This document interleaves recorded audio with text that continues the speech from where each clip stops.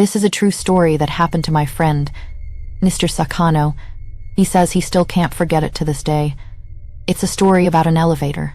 More than 10 years ago, Mr. Sakano was living in Nagoya, Japan's minus known automobile manufacturing hub. He worked at one of the car companies there. The apartment building he lived in had a rather peculiar elevator. Its lights were motion activated and would only turn on once someone stepped inside.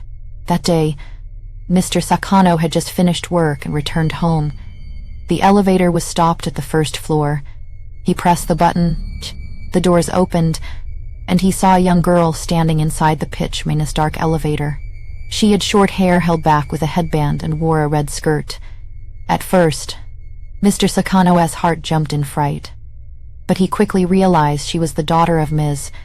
BA2, a single mother who also lived in the same building. It was around 5 in the afternoon, so it didn't seem strange for an elementary high school girl to be running around and playing at that hour. The child greeted him cheerfully. "Uncle, Yuri back?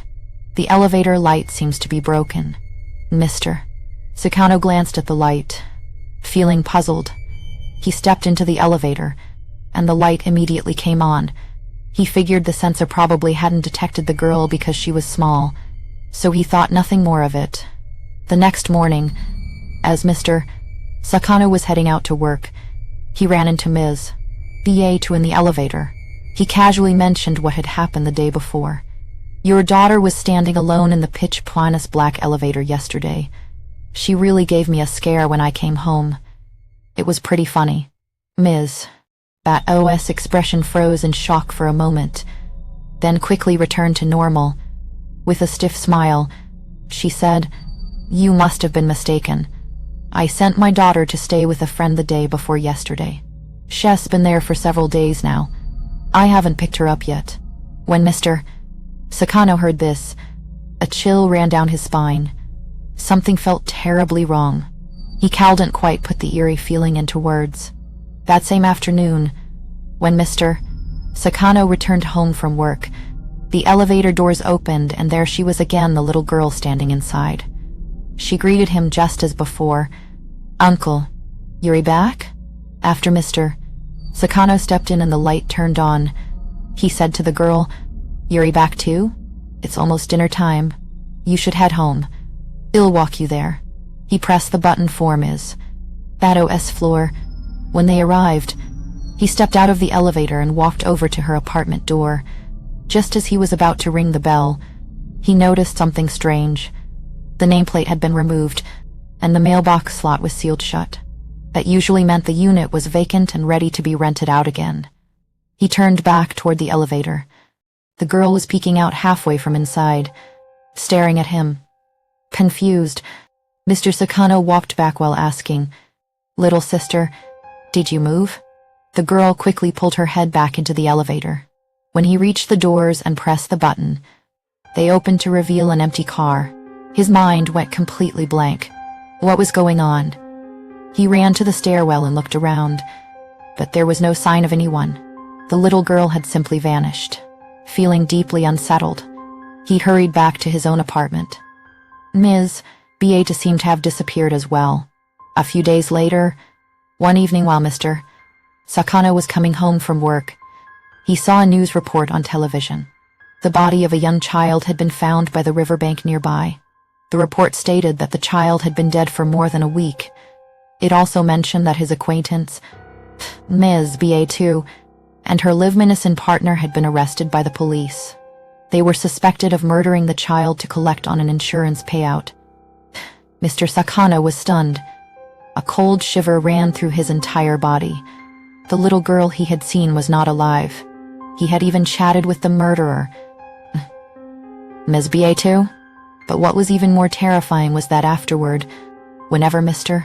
Sakano returned home around 5 o'clock in the evening, the little girl would still be standing there inside the dark elevator.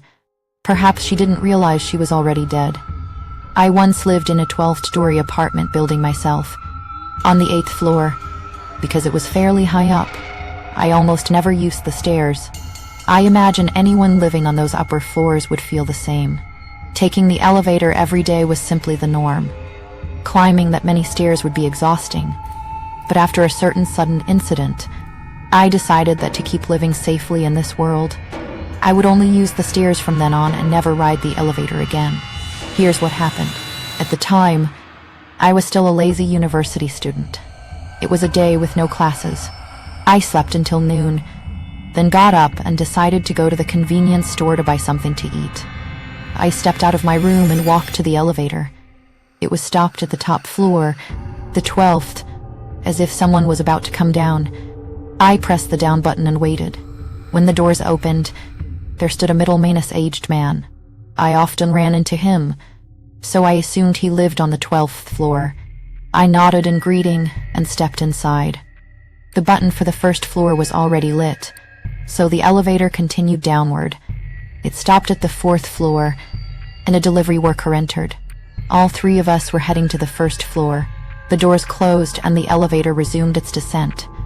But then, suddenly, it stopped between the 2nd and 1st floors, shaking up and down for a split second as it came to a sudden halt. Trapped inside, we looked at each other in dismay. What on earth was going on?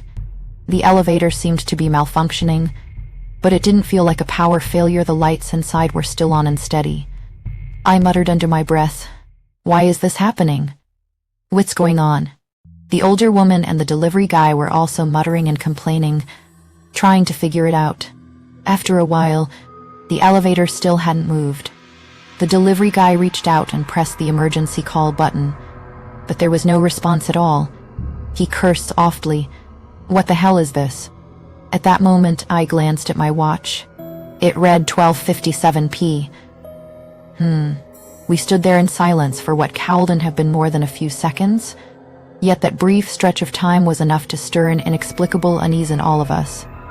Just as the anxiety began to thicken, the elevator suddenly lurched back into motion. The abrupt jolt made the three of us jump at the same time, but even though the 1st floor button was clearly lit, the car was rising instead, climbing past the 4th floor, the 5th, the 6th. All three of us froze in terror. The delivery guy shouted, Hey, what's happening?" Without warning, the elevator reached the 8th floor and stopped. Then the doors flew open at an unnatural speed, as if some invisible force had wrenched them apart. They parted in a single violent instant, startling me badly. I stared at the open doorway in shock. The older woman murmured, "This elevator feels too unstable. I don't want to get trapped again." With that, she hurried out. The delivery guy turned to me. "Yeah, this thing doesn't feel right at all. We should get out too. Who knows what else might happen if we stay inside." Saying so, he stepped out of the elevator as well. The two of them made perfect sense. We had been lucky enough to get out this time, but who knew if the elevator would malfunction worse on the next ride and send us plummeting straight down, turning us all into canned meat. I wanted to step out with them, yet something held me back. The view outside the elevator doors was indeed the 8th floor of my building, but it felt wrong, exceptionally dark. Not a single light was on anywhere. The depths of the corridor stretched away in a blackness so complete it was almost impossible to see clearly. I wondered if it was a power outage. Glancing back, I saw that only the lights inside the elevator were still bright. The car had behaved strangely just moments ago, but it was clearly still running, so it couldn't be a blackout. This was truly bizarre. I looked outside again. From the 8th floor, the world beyond the building appeared under a blood-red sky. There was no sun, no clouds, just an utterly empty expanse glowing a vivid, unnatural crimson that sent goosebumps racing across my skin. Could it be sunset? But the color was far too intense for daylight, and the timing felt impossible. Then I looked down. The ground below was pitch black, swallowed by total darkness. I couldn't make out anything. The usual silhouettes of the highway and distant buildings were gone. Just like the apartment itself, every window dark, every light extinguished, leaving only an endless stretch of inky void. The constant, ominous piercing roar of traffic had vanished completely. The silence was terrifying. Nothing moved anywhere. It was hard to describe exactly what I was seeing, but in simple terms, The entire scene before my eyes held no trace of life. Only the sky remained. The sky was exceptionally red. The entire world consisted of nothing but black and red. Under those conditions, only the elevator remained brightly lit. I fell into deep thought for a moment. The elevator doors were about to close. What should I do? Should I get out? Or should I stay? In the end, I chose to remain inside the elevator. This time, there were no strange abnormalities. The elevator obediently descended straight to the first floor. When the doors opened, the usual first-floor lobby came into view. People were walking along the street outside, and cars passed back and forth. It looked like a perfectly normal daytime scene, the kind of everyday view I knew well. I let go of my fear, instinctively believing that everything was all right now, and stepped out of the elevator. As I walked onto the main street, I kept my head down, trying to calm myself. Suddenly, the surroundings became completely quiet. There wasn't a single sound. Why was it so silent? The entire street was utterly devoid of noise. I raised my head and looked around. The sky was exactly like the one I had seen from the 8th floor, a solid expanse of bright red, without a single cloud, and there wasn't a single person or car on the street. No way. Just as that thought crossed my mind, I spotted a figure standing at a distant intersection. Because it was so dark, I couldn't make out any details. Reflexively, I waved my hand and called out, "Hey, excuse me, could I ask you something?" I only managed to get halfway through the sentence before the figure began walking toward me. I kept shouting, "Why are we the only two people on the street?" That person didn't respond, but kept walking straight toward me.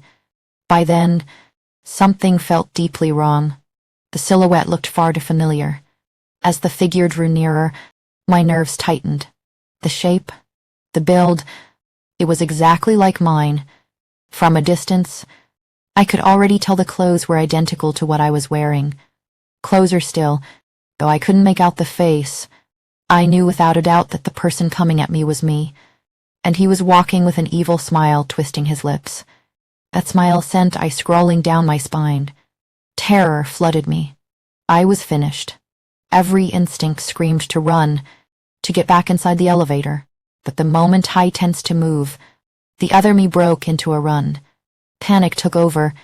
I bolted into the apartment building and slammed my hand against the elevator button. The car was on the 5th floor, descending painfully slowly. I thought I would die from the weight.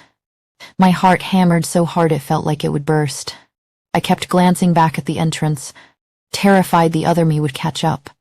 Finally, the elevator reached the 1st floor and the doors slid open. I threw myself inside and jabbed the button for the 8th floor over and over. At that instant, the other me had already reached the building entrance and was charging straight for the elevator. I pounded the close button frantically as he drew nearer. My palms were slick with sweat. Just as he was about to reach the doors, I saw his face clearly. It was hideous, twisted in a way that defied description. A scream tore out of me and I collapsed backward onto the floor in sheer horror. At that exact moment, the elevator doors slammed shut. Then I heard the other me outside. The elevator was desperately banging on the doors from the inside, producing loud, heavy thuds. She roared, "I want to get out. You bastard." Then she continued, "Next time I will definitely make you pay and leave you trapped in this world forever." After that, the elevator began moving upward toward the 8th floor. When it arrived and the doors slid open, someone was standing right there. The sight startled me, and I screamed. The female college student waiting in front of the elevator was frightened by my scream and shrieked as well. She looked completely normal. Once I had calmed down, I stepped out of the elevator. Outside, everything was bright and sunny, just like it had been when I was about to leave earlier. The heavy rumble of traffic filled the air. I had returned to the original world. I apologized to the college student and hurried back to my apartment, quickly shutting myself inside. I glanced at my watch. It read 12:58 p.m. I could hardly believe it. After everything I had been through, only a single minute had passed. I walked into the bathroom and stared at my own face in the mirror. I kept wondering the other me why had her face looked so horribly rotted. What kind of existence had she been enduring in that twisted world? Thinking about it, I began to laugh quietly to myself in secret delight, because I was thinking that was really close. I definitely never want to go back to the world I originally lived in. From that day on, I never took the elevator again. I will never let the other me return to this world. As for the delivery guy and the middle handswoman who escaped the elevator back then, they probably